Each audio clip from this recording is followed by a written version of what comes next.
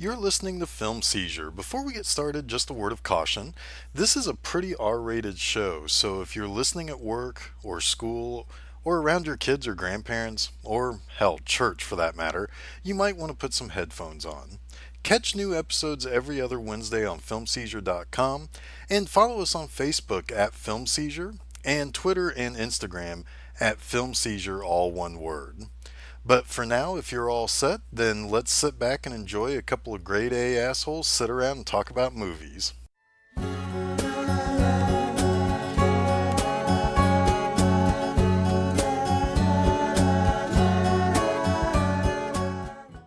Hello and welcome to another episode of Film Seizure. I am Geoff Arbuckle. I am Jason Oliver, and this is Film Seizure. Boom, boom!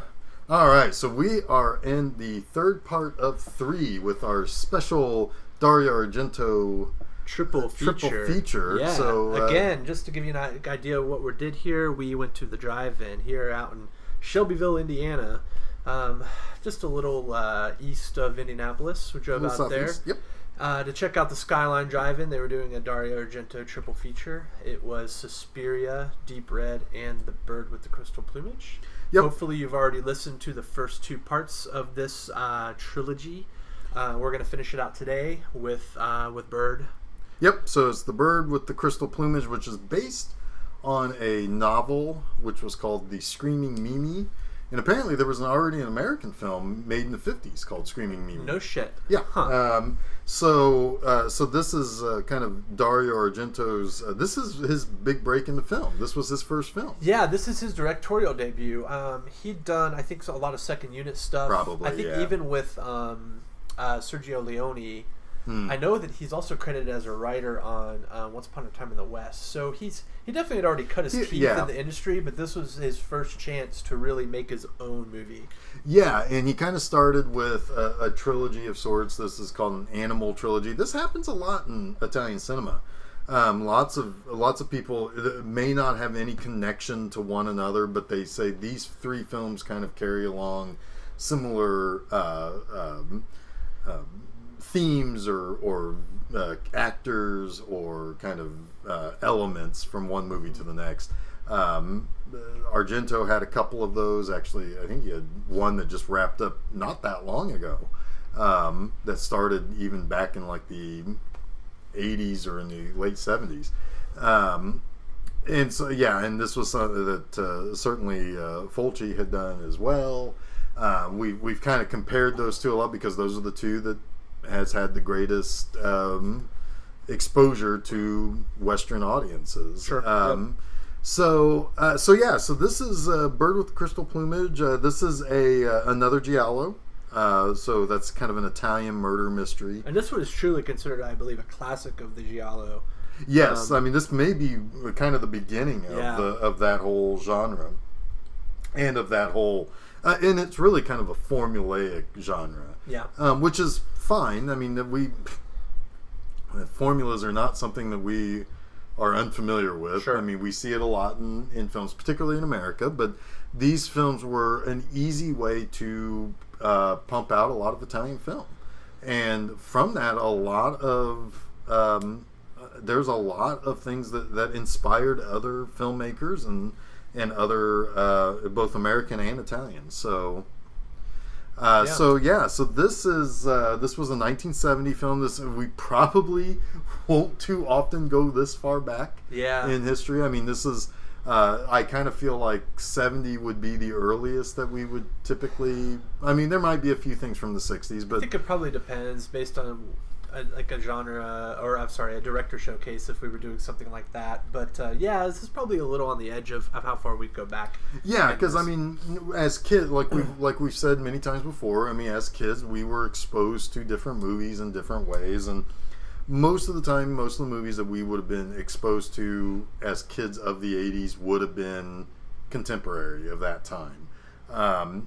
We'd see movies that were made in the 70s, but not usually go too far back. We wouldn't have had quite the same interest, I don't think. Yeah.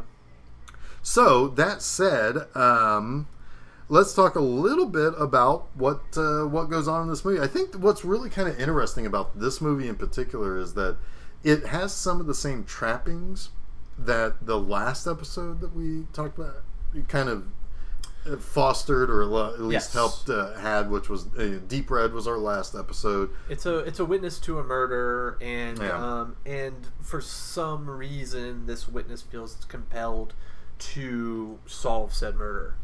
Yeah, and this one actually has a little bit better cause for that. Yes, most definitely. But so the last episode we saw a musician get tangled up in a mystery that involved a serial killer. After witnessing really the first of those murders of that cycle, yeah. And decided that fuck all, I'm going to solve this. And we actually literally didn't see the police again until the end of the movie. Right. And this starts with an American writer who's spending time in Rome, writing, I want to say, for something very similar to like the World Press or I didn't the Associated really quite Press. Catch it. But he's got a friend over there who has I don't know if it's his editor or publisher. I think it's maybe his publicist or editor or something like that. And and he's working on something. He's over there. He's considered to be quite a pretty good writer, and he seems like to be a pretty decent guy. Yeah. He's walking home one night, and he looks into this art gallery, which has this big window storefront, and he sees a dark figure struggling with a woman.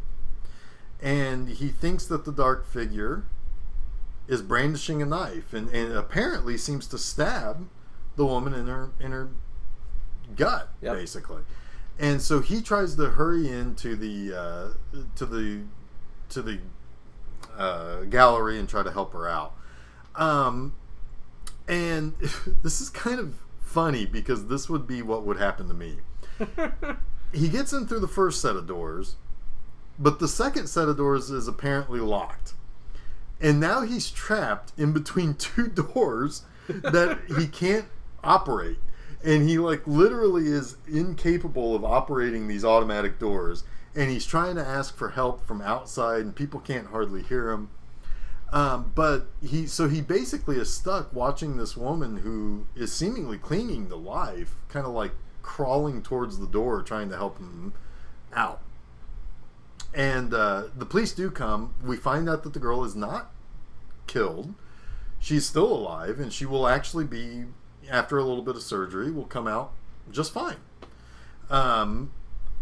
But we're introduced to our hard-boiled detective. Hard-boiled Italian inspector, yeah. And this is something that I have seen in a lot of other Italian movies.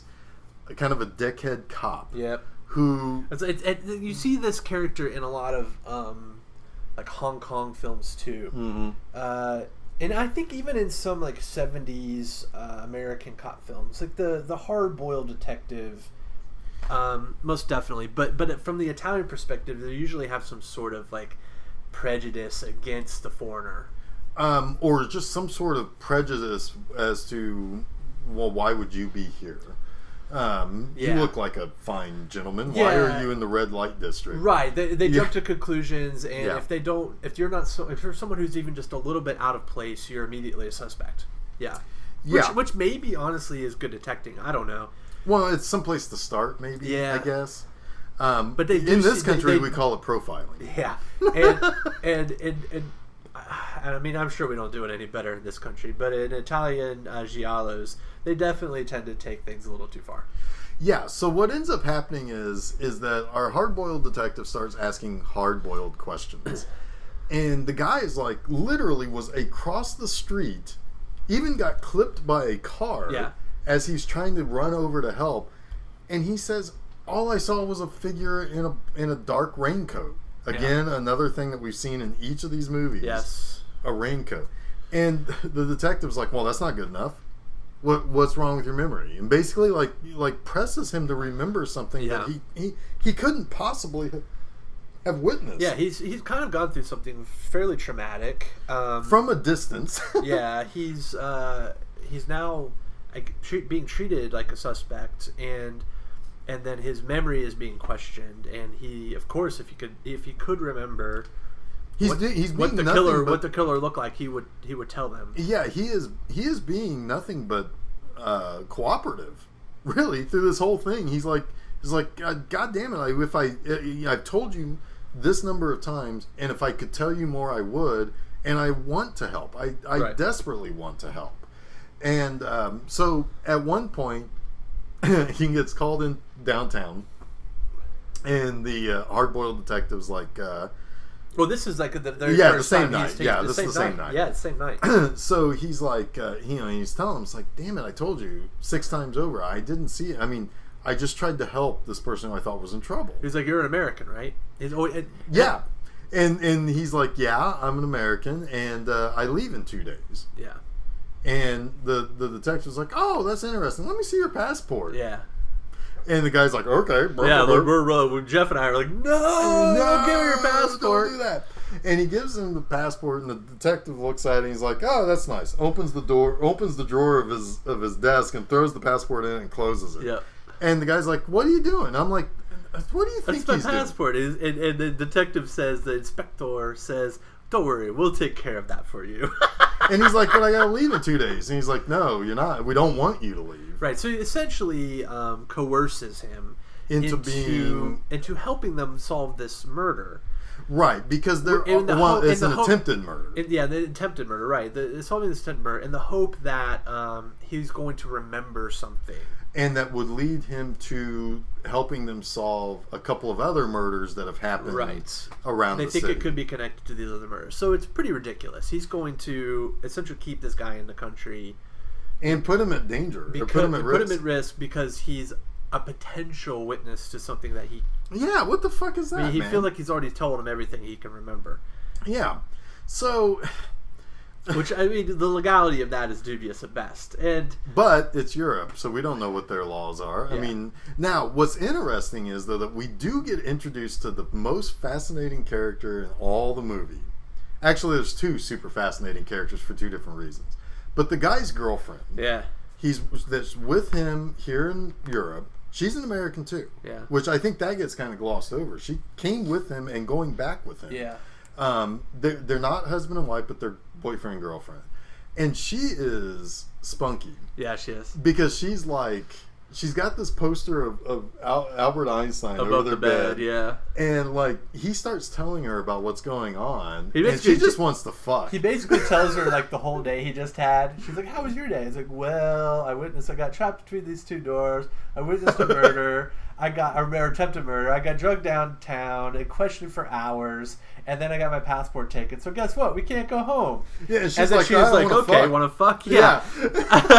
and then it's funny because he does tell this very nonchalantly. It's like it would be funny if it weren't true. Yeah. And then she's like, "Oh, really? Okay, cool. Do you still want to fuck?" Yeah. She just climbs on, man. Yeah. And then so they fuck. He has flashes of like what he witnessed. And it implies that they fuck again. Yeah, like it really feels like he's kind of like turned on by it, which is very, very strange. But that's not who's really seemingly the most turned on by it. Because so now the guy is basically now in it. So like he realizes he's being coerced to try to put that missing piece of his of like whatever he can remember back into. Right. But the thing is unlike Deep Red, where the guy is like challenging himself to remember something, there is nothing to remember in this. Right. Like I don't think they ever make it. Well, he remembers something, and it's pretty important, but it's not a face. Right, and so it's like right, but the thing is like he's not technically missing any pieces. It's just a little twist that he didn't realize was the case. A perspective. Right, and the perspective that was missing. But so he decides, 1, he's got to try to remember something. Yeah. 2, he's got to kind of exonerate himself. Yeah. He's like he's got to get the heat off of him. Yeah. And the cop is making him work with him. And really, he just wants to go back home. Well, the girlfriend especially wants to go back home. Oh yeah. But what's interesting about the girlfriend is that now she's going to try to help him. And he's like inviting her to help him to like, hey, get the like get these newspaper clippings of these other killings, and maybe we can figure something out. We can figure out what's going on. And she's like seemingly into it. Yeah, like she is really into it. Like they're reading like the details of these things, and like they fuck right after that. It's like she is like fucking wet for murder. Yeah, it gets her off for sure. Yes, and it's kind of awesome because she's like super like she's kind of cool about like all of this shit that's going. It's like, wow, you're fucking, on this guy's hit list apparently. It's like the cops don't believe you. This guy's gonna kill you, but fuck it, let's get naked. And it's awesome. The cop doesn't. All right, so the inspector, to help him jar his memory, doesn't he send him to the prison? Eventually. So what happens next? Well, what ultimately ends up happening is that.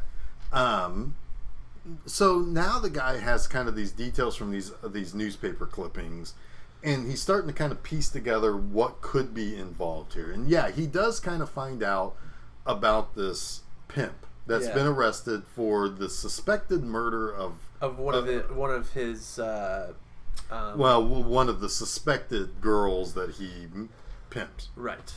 And now this leads to the second interesting piece, a little detail that's fascinating. So he goes to talk to this guy, and this pimp has a stutter, and he says something, and he says so long, and so the writer gets up and is like, all right, well, I'll just see you later. Sam is our writer, is our main guy. Yeah. And he's like, all right, well, I'll see you later. And the guy's like, well, where are you going? And he's like, well, you said so long. I thought you didn't want to talk to me. He's like, no, I say that so I don't stutter. And so throughout the movie, like when he has something that he's trying to say, he says so long at the end of and it keeps him from stuttering at the end of the sentences. I think that's a fascinating. That is interesting. That's a very interesting character, like anchor. Yeah, because it's like you think that it's a lost in translation. Like there's a lot of guys, like French people will say no at the end of questions or something, right? Or it's a marker. Yeah, it's like a trying to understand one another, and they are unsure of how to communicate, so they add little things to the end of their sentences, and that's a really interesting. It means nothing to the story, but it's an interesting detail that you get the impression that comes from a book. Yeah, and so. And it's just something that translates. It's like, well, that's just a fascinating character detail. So the pimp gives him some information. I don't know if it really pays off that much. He gives him a name. He gives him a name of a guy to talk to who might have information about who might have actually killed the woman. Yeah, so this guy... Okay, well, before that, though, what ends up happening is Sam and his girlfriend are walking home from whatever, night on the town, and this car comes careening down the street, and there's a guy behind them that's just walking along the street, and the car like fucking just runs that guy over, and then tries to run over Sam and his girlfriend. And I'm like, holy shit, we're in trouble. And so he so they basically get away from that guy, get away from the car, but the guy gets out of the car and starts walking and trying to basically becomes a cat and mouse deal. And Sam thinks he tracks him down. He's wearing a yellow jacket with a letter or something on the back. Yeah. And he goes into this hotel that he thinks, or this building that he thinks the guy goes into, and he asks the guy at the door or whatever, it's like, hey, did you see that guy? And you're like, wearing a yellow jacket. And it's like, oh yeah, he went into that room. And he opens the door and it's like fucking 40 people with the same jacket on. Yeah. It's kind of brilliant. I love that sort of shit. That's very Hitchcock. Yeah, and it's just blending in. Yeah. And so he ends up talking to this guy that the pimp gets him in contact with. And this guy is squirrely as fuck. He's like, I don't know anything. But if you give me some money, I'll find out some stuff. 100,000. 100,000 lira. Lira, yeah. Italy must have been a fucking disaster in the 60s. in the early 70s. But 100,000 lira. It's probably like $100. That's what I'm guessing. Yeah. And so the guy's like, yeah, sure. And the girlfriend's like, what the fuck are you doing? What are you doing? You're like, like, you're giving him $100. The girlfriend's the smartest character. She is. She just is like, the whole thing is dumb. Yeah, let's just go home. Because I think by this time, the inspector has given him back his passport. I don't know, maybe. I mean, so the guy's like, all right, well, he takes the money.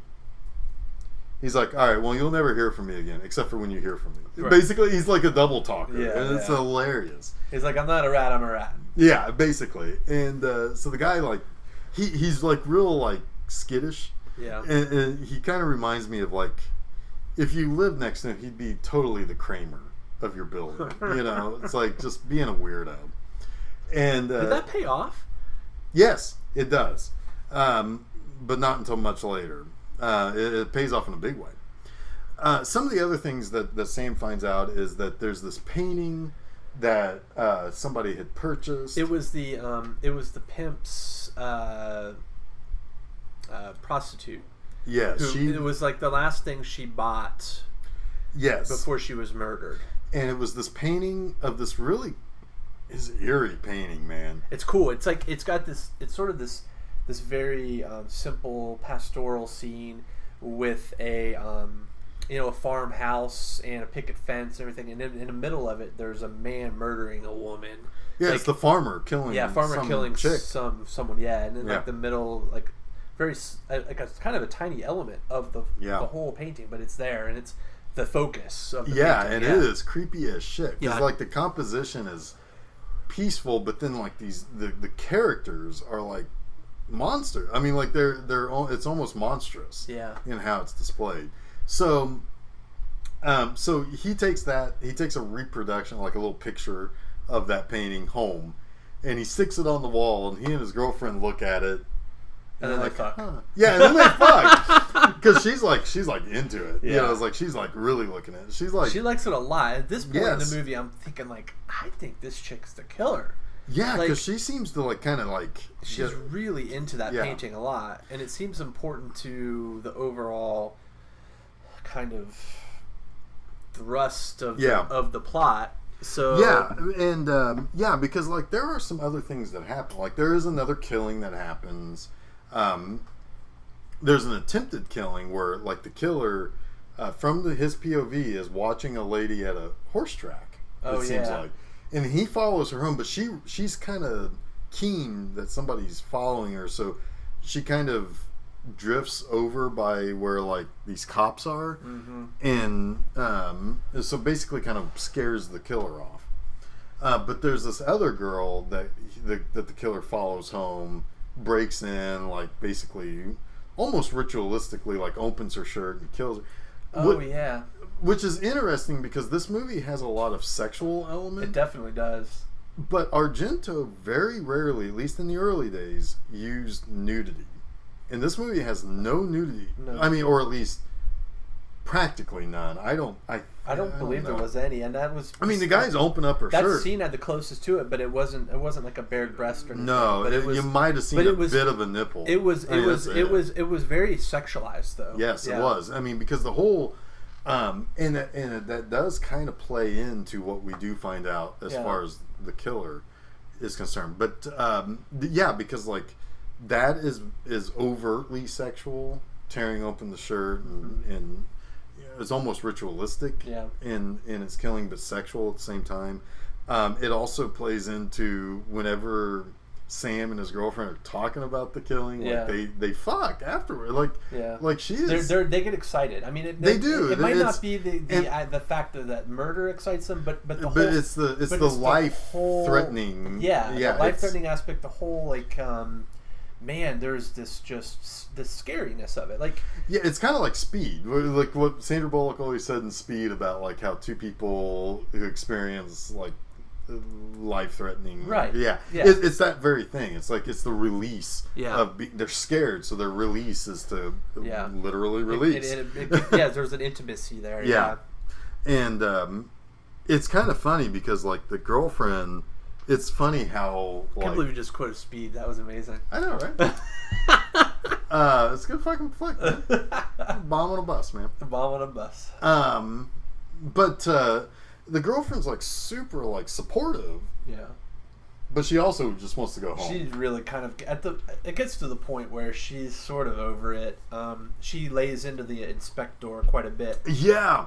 So like the inspector's kind of like, okay, well, why don't you help us out a little bit? And she's like, why? Right? Yeah. Why? Well, you're putting us in danger. You have our passport. All we want to do is go home. Like, this is ridiculous. He doesn't remember anything. Yeah, he does. He's given you. She stands up for him. He's done everything that you've asked him and more. And what more can you really get from him? Exactly. And at that point, I think the inspector really kind of sees the light. And, yeah. And he does give him back his passport. Yes, he does. But he still kind of is hoping that Sam stays on the path because they do give him some protection at least. Yeah, throughout the whole movie. And at this point now the police are now a friend. Yes. Before they were an antagonist, now they are kind of part of the protagonist. Yeah, it's gotten to the point where like the hard-boiled inspectors, I think, really truly kind of understood that he's gotten all he can get out of Sam. He's probably gone too far. There's nothing more ethically he could do. Right. So he gives him his passport back. But yeah, sure, he's still kind of holding out for something. But honestly, like, what more could Sam do that the police couldn't do? Right. Like, at this point, Sam has already canceled one flight back to New York. Right. Now, it's going to take a few more days. So let's see what he does dig up in the long run, because we know he's working on it. So here's, I think, a point too where we need to talk about some of the technology that has been deployed. Because that is fascinating. Because there was an earlier scene where the detecting in this movie is actually really, really good. Yeah, this is a pretty solid and tight film. And they have all of these computers, this huge mainframe, and it's chucked out all of these names based on the murders that have been occurred, of which ones that might be connected, right? Yeah. So that's kind of what lends Sam on this chase to investigate the pimp and the prostitute and some of these murders that might be connected. But then, even cooler, later on, there's the killer calls the police station. Yes. And sort of antagonizes the police. The main inspector, as a matter of fact. And threatens him. Basically saying there will be another murder for you to have to solve by the end of the week. Yeah. Which is the girl that gets her top ripped open and followed home and killed. Yes. Right. And they record part of that conversation. Yes. So then later, Sam and his girlfriend at their apartment get a phone call. And it's the killer again telling him that he needs to go back to America. He needs to stop investigating these murders. He needs to mind his own business. Otherwise, his pretty young girlfriend is going to get killed. Yeah, and so that's interesting that now the killer's kind of stalked. And they were prepared for a possible call like that, so they recorded that conversation too. Which is a really cool kind of thing because, like, this is 1970, and I mean, like, there is literally because I knew, like I said, I knew a guy who, actually, my buddy I used to have sleepovers with and stuff had one of these devices where basically it plugs into any kind of small jack for a recorder. And it was just a little suction cup that you put on the back of the phone receiver, and it could record the sound that was coming through the receiver, but also record the sound that you were sending through the receiver. So we used it to prank people. Of course, yeah. Yeah, I mean, what else the fuck you gonna do? You thought you were the fucking Jerky Boys or something. Yeah. Fucking Jerky Boys. Yeah. We weren't very good at it.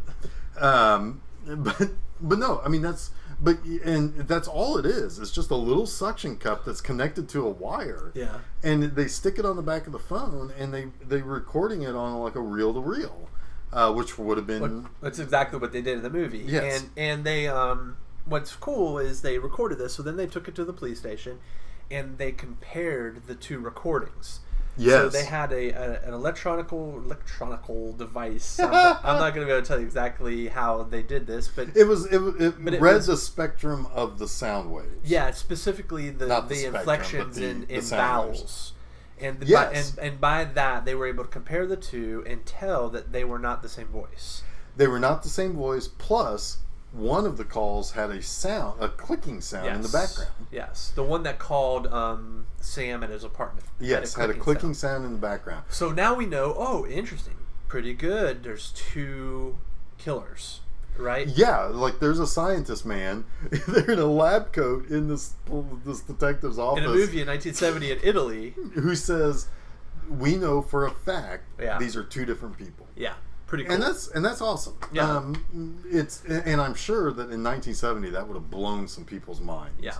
And it's fascinating. And so at this point you've got a situation where is there an accomplice or is there literally two? Right. Because the cop said maybe the accomplice is trying to cover up and help. Right. The other, or being coerced into calling and therefore becoming an accomplice. Or it's literally two different. Yeah. Or it could be two different killers. And so this is where the investigation part starts to kick in, because the Sam tracks down the painter. Oh, this is a great scene. Yeah, this is a fascinating scene. So the guy who painted the killing painting, at the little farm scene, he finds out where this guy lives, and it's like in this shitty fucking little hovel. Yeah.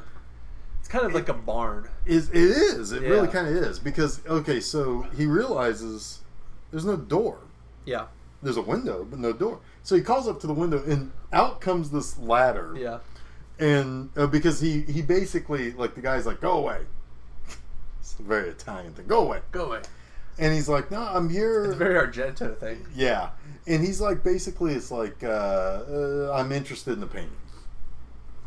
And then out shoots this ladder that almost hits him. Yeah. And so like the artist's like, ooh, I'm going to make some money. Yeah, making money. So he climbs up the ladder and he meets this guy who's like a fucking ogre, who looks like every sidekick, grungy Western guy that you've ever seen in a Western. Yeah. He's like he looks like the good, the bad, and the ugly. Yes, probably slanted towards the ugly. Yeah. He's got like a unibrow. He's got like bushy hair. He's got a beard. He looks like he would be the man with no name's sidekick, like carrying around all the guns. The actor is Mario Adorf. I believe he is Swiss. Yes, he is. He's been in a crap ton of things. Yeah, he's been in over like 200 that I have movies. Not seen. And he looks nowadays. He looks like the most interesting man on the earth. Probably Mario Adorf. Yeah, and he does look like the most interesting man in the world. Yeah. So this guy's weirdo, and he's like, Sam's trying to ask him questions, and he's like, I'm going through a mystical phase, and this guy is like living like in turds, essentially. Well, which is funny about that, because the gallery that the original woman who got attempted to murdered and her husband run this gallery that also had started to change over their art into a more mystical period. Yes. And I think he's like supplying the art. Yeah. Like he's definitely in conjunction with them in some way, as far as one of their artists that they feature quite often. Yeah. And so he's a weird guy, and then he hears something. He's like, "Do you hear that?" And Sam's like, "What?" And he finds he captures a cat. It's a super cute cat. Yeah, it's like a little kitten. Yeah. And he's got like a cage of like a bunch of cats. So he puts this cat in that cage, and they're all like starting to fight. Or at least that's the sounds you hear. It's like they're all like mad at each other. And Sam's like, because he's got like 2 cages of like, I don't know, like 15 cats or whatever. And he's like, so why you put them in cages? Why don't you just let them out? Because he thinks of them kind of like mice, Yeah. They're a nuisance to him. And he's like, oh, well, I put them in there so that they'll eat. So they'll fatten up. And they'll fatten up. And he's like, well, why do you want to get them? Cats that don't move get fat. Cats that don't move get fat. And he's like, well, why do you want them to get fat? And he's like, because I eat them. And doesn't he? Does and he just kind of leaves it at that. I think. Does he ask him? It's like, don't you eat cats? Yeah, he's like, you and eat Sam's like, cats too, don't you? And so he wants out. Like, I'm getting out. He's kind of done with this. Yeah, because like the guy's not it really. Feels like a much. dead end. Honestly, probably if he pursued it a little further, it might have gotten him a little closer. But maybe not. Like all it would have done was lead him back to the. But scene that's kind of like the problem with this movie is like every clue that is followed by Sam or the police is a red herring. It's ultimately what the killer does. And the technology. Yeah. Well, I guess, the technology for sure. But not even then. It's really what the killer does that cracks the case. Because it's not a policeman. It's not Sam. It's not anyone else. It's not a girlfriend who cracks the case. Well, it's Sam's editor. That's true. Who cracks the case? Yeah. So let's kind of get into that because at one point in time, Sam does go and check up on the girl who's been attacked, and the husband's there. It's like, she's still recovering, but you can talk to her. So he's been in their apartment. He's kind of getting to know them, and he's just being generally like, I care about what is going on with these people because. And also at one point he goes to the gallery. He goes to one of their shows, and he sees that the husband's a little cruel. Yeah, he seems a little mean. He's very possessive of his wife. Yes. Yeah. And he kind of like drags her away from Sam. He doesn't like her talking to Sam or to other people. I don't think. I think she's kind of like meant to be kind of seen, not heard. Yeah. And certainly not seen away from his side. Right. And so. Also, he learns from the guy that he paid the 100,000 lira to. He finds out that there is a guy who is into some shady shit that you can go check out and ask some questions to. That had one of those jackets. He was a former prize fighter. Oh, that's right. Yeah. And so he goes to that house and he finds out that person's been killed. Yeah. And it's a really cool scene because he doesn't realize it at first, and it's just you see it like he's been killed and stuffed into like a crawl space like near the ceiling. It's above him, yeah. And he never, even though the guy's arm is dangling down, he never really sees it for a little while, and you're just kind of left with this image behind the guy of this guy just being stuffed into this section. And that was kind of a cool moment and scene, but ultimately what we find out is that Sam's friend comes over, he hears the recording, and he hears the clicking in the background. Yeah. And the guy's like, oh, duh, that's the bird with the crystal plumage. Well, he doesn't say that. Well, he kind of does. No, because he takes it. He takes. Oh, he does take it, and he comes back. He takes the recording, and that's when Sam goes on his adventure to the painter. Yes. And that's when Sam's girlfriend gets attacked in her apartment. That's a fucking cool scene too. So talk a little bit about that. So I can't. So basically, Sam's off on his adventure with Painter, and he asks, "How long do we have until we catch our flight?" 8 hours. So he goes off to the country, to see the painter, and she's left at home. And he ends up calling her and saying, there was a delay at the train station. I'm going to be like an hour and a half getting back. At this point, I'm wondering, you fucking asshole, you left your flight. Right. You missed it. And what we end up with is another sort of killer at the door scene. Yes. With Argento, and it's very creepy. He cuts the power to their apartment. And she realizes quickly, I'm in trouble. Yeah. She's probably, and she can't call either because he cuts that. She can't do anything. She's trapped in the apartment, and the killer's at the door, and he's whispering in the door again, I think, isn't he? He does whisper in the door because he tells her that there's nothing he can do, and he's drilling into the door with the knife. Yes. So he can look in. Right. And she comes charging at the door with a fucking knife, like from 20 feet away. Yeah. So the guy, like, he doesn't get hit by it because he moves. He's in a door, behind a door. Well, I mean, she stabs through the door, I think. But he, like, he moves. You know, it's like, because you telegraphed your play. And then eventually, luckily, Sam comes home at the same time. Yeah. It chases the killer off. Like, he runs off. Yeah, like, and the guy's like, are you okay? I mean, or like, Sam's like, you cool? Everything's all right? And he just lets her sleep it off, and it's kind of it was a little like it's kind of weird in the morning. Like, it was very like, whoa, the killer just came here. But Sam is, and where were the police at that point? Yeah, because there were supposed to be 2 people guarding the door, and I don't know what happened to them. They must have just went to go get donuts or something. But then morning comes, and they wake. It's not just morning. Is it not morning? It's like the next day. She wakes up and she's like, "Oh, wow, what time is it?" And Sam's like, "Hey, babe, how's it going?" Yeah, they miss He's her like flight. He's like super loving to her and like taking care of her. Yeah. And she's like, "What time is it?" He's like, "Oh, it's 4:30. You've been out for like 12 hours." Yeah, yeah. They missed her flight. It's like it totally, and she's mad about that. But then she remembers that his buddy, editor, publicist, whatever, said, "Oh, he really had something important to tell you." Oh yeah, that's right. Because she got like a phone call or something from him. Yeah, or something. So he calls him.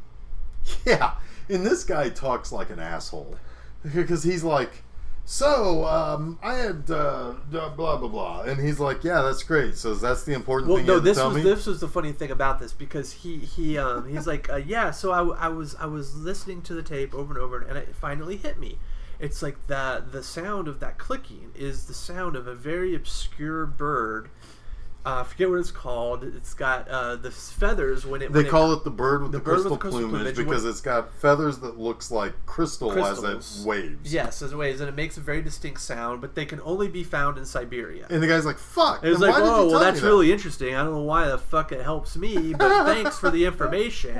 And he's like, "Well, of course there is also I know this because there is one that just happens to be at the only one in Europe. The only one in Europe just happens to be at the zoo in the city." And he's like, "What?" And he's like, "Why did you lead with that?" You know? Because the guy talks like an asshole. Yeah. Yeah, he's like one of those. He's kind of a. What would you call that? Maybe a little bohemian. Yeah, yeah. And he just kind of wanders, or like in his conversation. Because at one point they're about to fuck in front of him when he's like when he took the recording. Yeah. And Sam's kind of like, "Yeah, whatever, guys. See you later." He's already got his shirt off. He's about ready to get it. He's already got the tip in because they've got like a studio apartment, so you can see their bed from the kitchen, from everywhere. Yeah, from everywhere. Yeah, but. So yeah, he's like, "Yeah, it just so happens the Roma Zoo, National Zoo or whatever, has one of these." So they all rush there. And they all rush there, and they realize... Like Sam, his girlfriend, his publicist, everybody goes. The police, like everybody goes. They find the bird. And they realize, they look up, and it's like, "Oh, fuck." And then they hear a scream. Yeah, and it's like, which no, again, wait, that's the... It's the convenience of an Argento movie. Well, but he looked at when he looked up at the building, because they're looking around, it's like, I wonder where he could call from. And Sam's like, he called from home. Yeah. That's the gallery owner's apartment right there. Yeah. And so they rush up there because they hear the scream and they see that they're struggling. Yeah. The husband and wife are struggling again. Sam, so the husband, like... It's like, "Oh, she's crazy," or whatever, And there's like a little struggle, and he backs up and gets pushed by a couple of the cops, I think, out the window. And he falls 6 feet, or 6 stories. Thump. Yeah, and the camera follows him. Yeah, that's fucking cool. It's a really cool shot. Yeah, and so he thumps on the ground, and they rush downstairs, and he says... I did them all. I killed them all. I love my wife. Tell my wife I love her. Yeah. And he dies. And then Sam realizes, wait, I didn't see the struggle the way I thought I did. Yeah. Because the struggle that they were having in the apartment jarred something in him.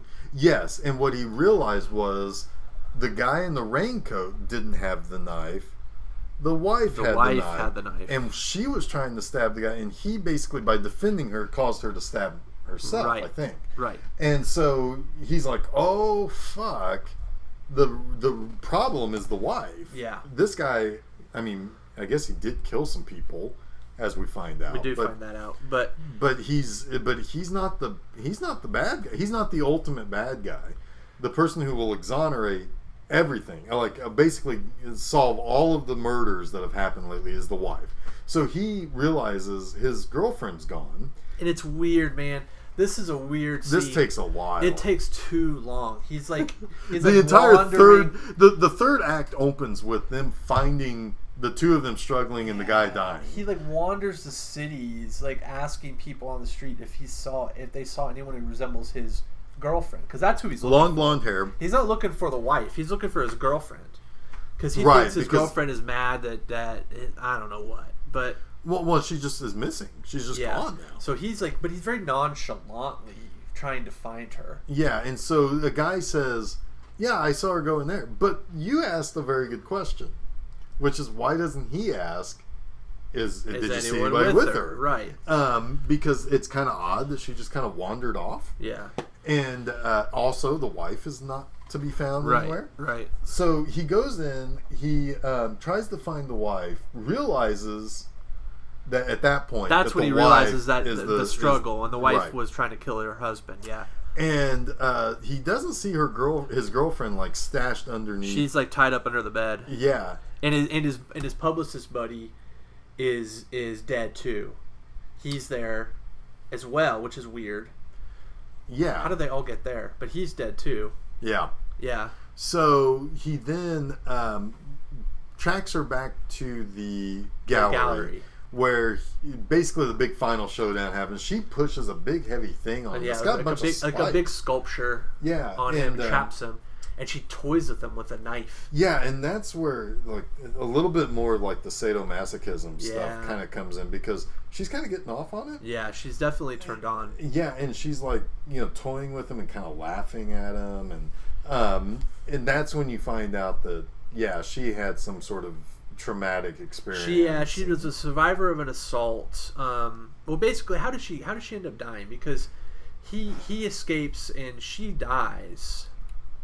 Yeah, I don't remember how, but it's sort of told then through exposition at the end of the movie that she was the victim of an assault of some kind, and like 10 years earlier, and there was the painting of the pastoral. Oh, she doesn't actually die. She doesn't die, okay. She's apprehended. But there was a painting that she saw, the pastoral, that the crazy guy in the barn drew.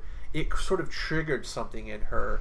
And instead of identifying as the victim, she identified as the killer. And so she took on a kind of a killer psychosis. Yeah, and her husband was also, I think, a little bit mentally ill, and because of his love, fed on each other. It's because of his love for his wife, he kind of tried to cover up some of her inclinations of killing, and he ended up killing himself, not killing himself, but he killed other people himself as well. Yeah. And they sort of this cycle of psychosis that they fed each other with, and I guess tried to kill each other every now and then. Yeah, as you do with your partner. And so that was all like kind of tidily, neatly explained at the end to kind of give you that little bit of this is why all this shit happened, which was a little like. But it does end with a little bit of a happy ending, because at this point now, because I think he does tell his girlfriend that I'll see you. I'll get to the airport. I'll see you. Yeah, and this girlfriend is fine. That whole thing, like they find her, and she's okay. Yeah. And so he's sitting on the plane, and he sees her come on board, and it's a nice little happy ending with the two of them. The Ennio Morricone score is soaring, and the plane is taxiing, and they take off to America. Yeah, and so this is a pretty good movie. It's pretty good, yeah. Especially for a first-time director on a relatively straightforward story of, we see early on that there's something wrong with the husband, which should have led him back to them sooner than it did. But it's a pretty tightly wound little movie that plays out pretty well. And this is a movie that, unlike Deep Red, you do like Sam. Oh yeah, Sam's a likable guy. We joke like he's the dojo master of the Cobra Kai. Oh, because he kind of looks like American Ninja. The American Ninja dojo American or Karate Kid guy. I can't remember, Kessler or something like that is his name. But and he's got a Viggo Mortensen thing going too. Yeah, but he's a really likable lead, like very likable. Like and his girlfriend is supremely likable. Yeah, she really voices everything the audience is thinking.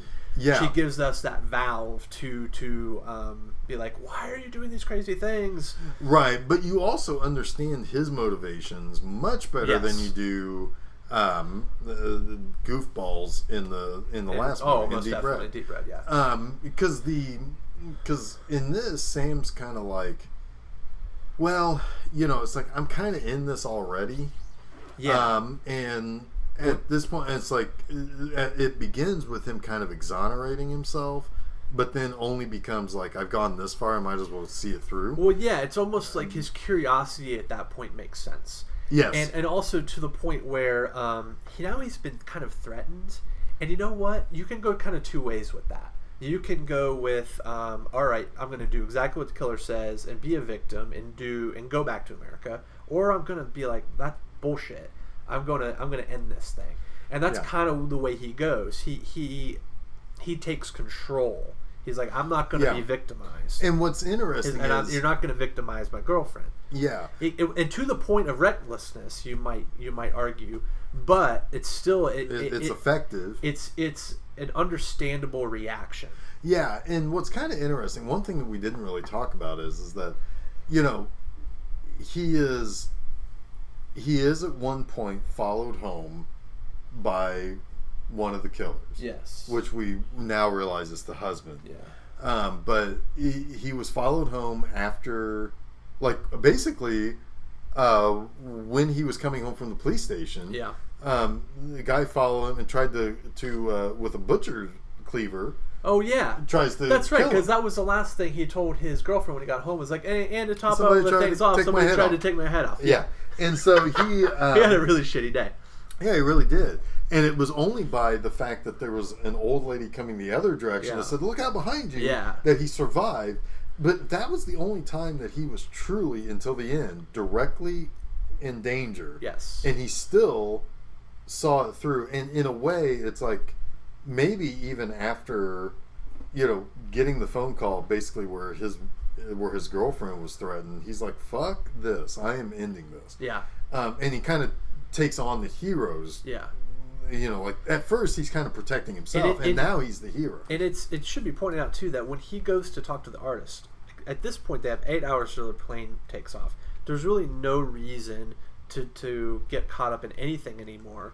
He doesn't have any really good leads. That's like his last lead, and it dead ends. But he still goes, and his girlfriend is not happy about it. No, because she is like, no, fuck that. We should just stay here, have sex in sepia tone, and then go home in sepia tone. Yeah, because the print, this was an actual 35 millimeter print that we watched, and it was blown out. I mean, it was faded bad. Yeah, it was. I mean, it was sepia tone. It's a nearly 50-year-old print. Yeah. I mean, at this point. Yeah. And so, yeah, I mean, it is. I mean, it looked clean, other than the clear color degradation. I mean, the color was gone. Color degradation was bad, but it was pretty clean. Like, not a whole lot of scratches or not a whole lot of missing stuff either. No. Like, there were a few points where there were definitely some parts where you could tell they had to cut something out. Yeah, but still, for the most part, everything was there. Yeah, it was pretty good.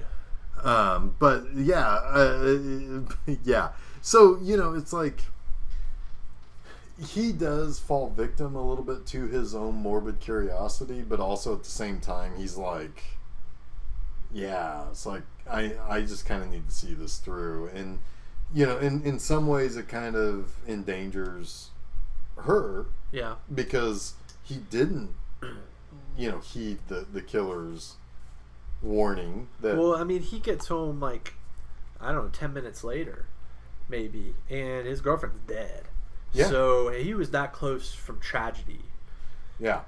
And, a lot of that was kind of happenstance of, it's like the train was late. The guy already was on his way to kill her. It's like, I wonder if Sam had been home, would the killer have shown up? Sure. Who knows? Probably not. I mean, even if he got back, like, he went out there, saw the painter, got back. But at the same time, it's like the killer was their own undoing in this one.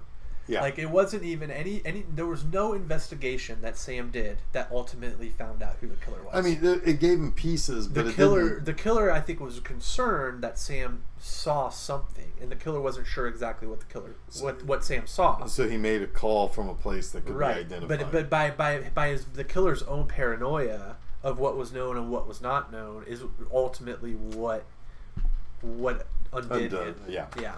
It's it would have been funny if he called from the same place that had the fucking crazy ass espresso machine. It's like, I know that espresso machine. Yeah, I know it. He's in deep red. Yes. But no, this was a good movie. You can definitely see what Argento was capable of doing. You know, and again, he's very good at moving the story forward. Yeah. Never at any point in this movie did you feel like, well, God, now we're just taking a step backwards. Right. I mean, the movie is moving forward. It seems like a pretty easy sit. It's, you know, it goes through and it's it's a cool it's just a cool movie that I think it's got a crazy title.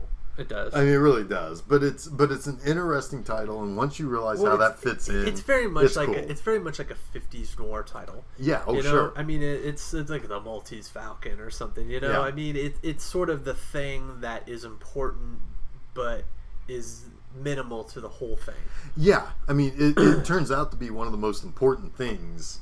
Yeah. For 2/3 or 3/4 of the movie, you don't know what that means. Right. Yeah. It's but it is a very tight and very concise movie. It doesn't. There's nothing that I think a good word for it is efficient. Yeah. Moves the story forward and still gives you something that you care about. Well, out of 5 feathers. 5 feathers. How many feathers? How many crystal plumage feathers would you give this movie? Yeah, I give it a solid 4 feathers. Yeah, I think I would too. Because it's got likable character. Even the cop. Because see, this is something that the cop starts off as an ass, but then later, as he kind of realizes, like, this guy's on our side. Yeah.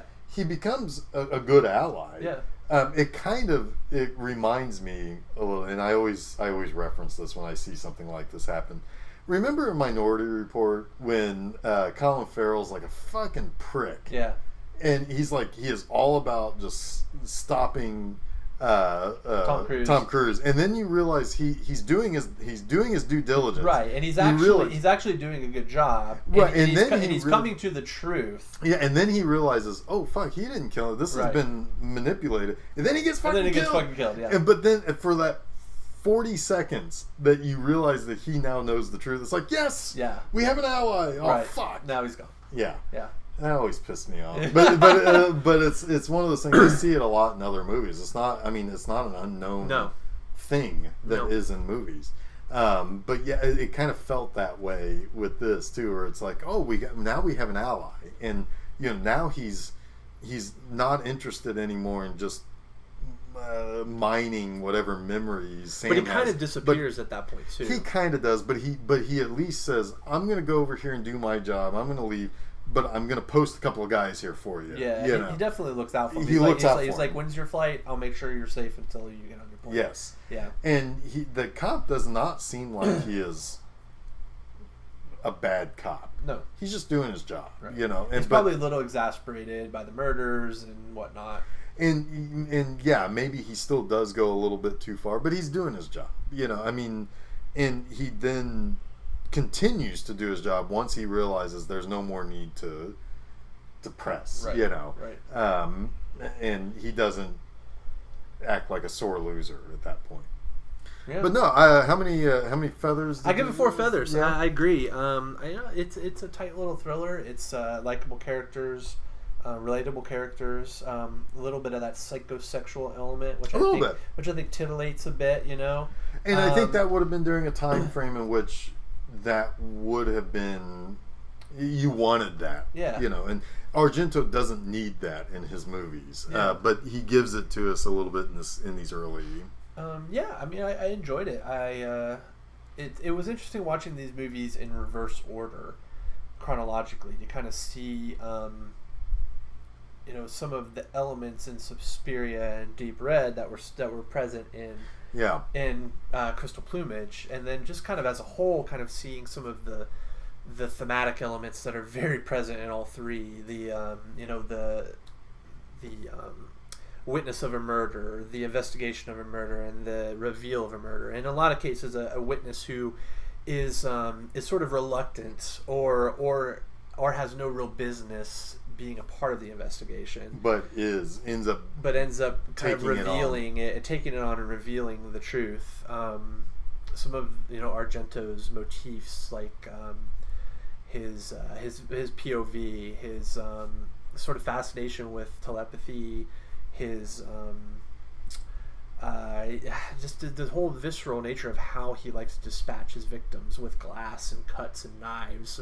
All very, very similar, but also kind of bringing a realism to and a really kind of scary sort of element to how a murder might have happened. Yeah. Like this is a kind of a reasonable way one person might dispatch of another, which I think is really scary, Yeah, I mean, obviously, Suspiria kind of goes over the top a little bit. Yes, most definitely. But when it comes to the other two, where there's actually like a hands-on killer with a weapon in his hand or her hand, and actually doing something, and there's a familial element to each of the movies too, where there's a Suspiria's got an aunt and a nephew and an aunt and a niece. In the other two movies, it's a husband and wife and a mother and son. Yeah, very close relationships in those two movies. I mean, mothers and sons and husbands and wives have very close, unique relationships with one another. And the fact that yes, you're right, like a duo killers. For the most part, I mean, all three movies had not a singular killer. No. They also all featured female killers, and they all featured interesting female characters. Yeah, think about like American horror and American crime thrillers. You don't get a lot of women who are the perpetuators of those crimes, or who are the murderers. Yeah. And I feel like the Italian, giallo is definitely more. I don't know, like if that's a sensationalist thing with them, or I think it's I think there is a little bit of a sexual element to it. Not like this will perverts will come to this movie and get off on a female killer, but a sexual element of women are more. Even in Deep Red, where the guy straight up says, "You're worthless." But he's a Brit. He's British machismo. But the Italians may look at women as being more capable. Well, potentially a femme fatale. Yeah. I mean, there is a mainland European idea that women are just as capable as men in some areas.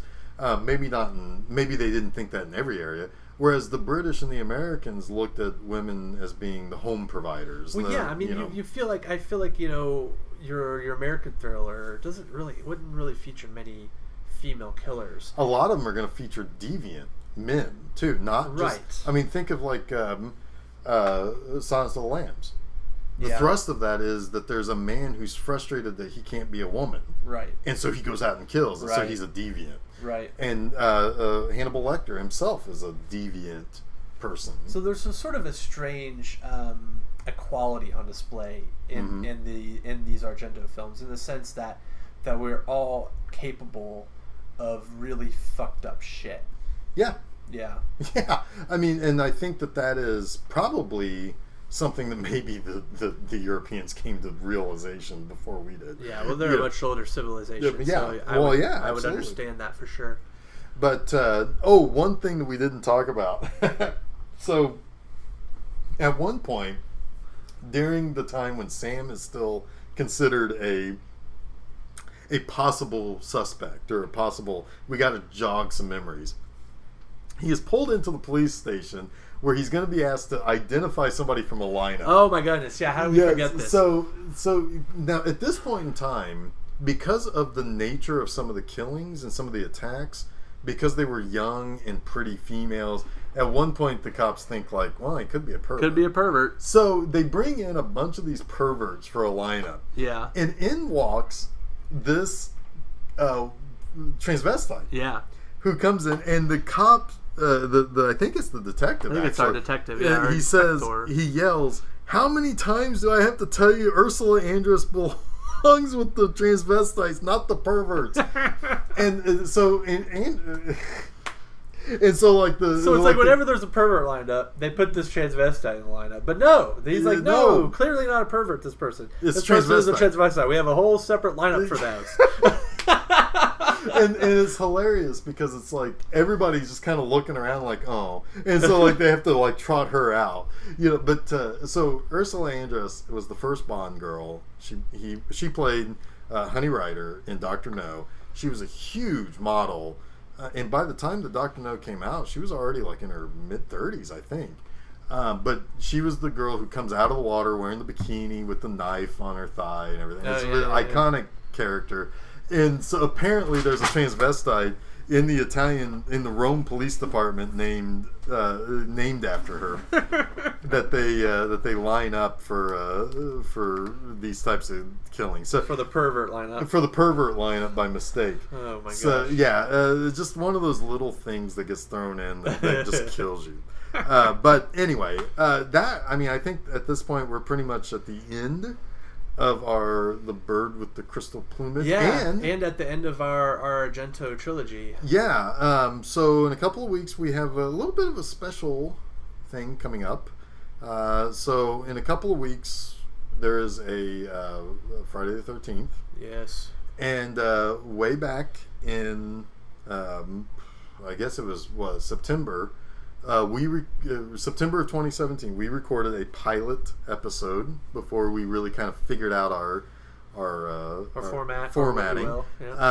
When we watched the first three Friday the 13th. So since this kind of brings up not only a Friday the 13th, but what would be our 10th episode, we are going to do kind of a three-parter there. More will be explained as we talk about as those come out and as you'll see on the website. But this kind of closes one chapter and opens up a new one, which we'll talk about in the future. But keep on listening. We appreciate any support just by listening. We do this not because we think this is our job or this is our career, but we do it because we like to do it, and we hope you guys are liking it too. But keep checking out filmseizure.com. Keep checking out Facebook, Instagram, Twitter, and and look for a little bit of a special treat in a couple of weeks, and some interesting upwards and onwards after that. So indeed. But I'm Geoff Arbuckle. I'm Jason Oliver. And you have been listening to Film Seizure. Thank you so much, and see you in a couple of weeks. I like how you signed out there like Argento. Yes, you've been listening to Film Seizure.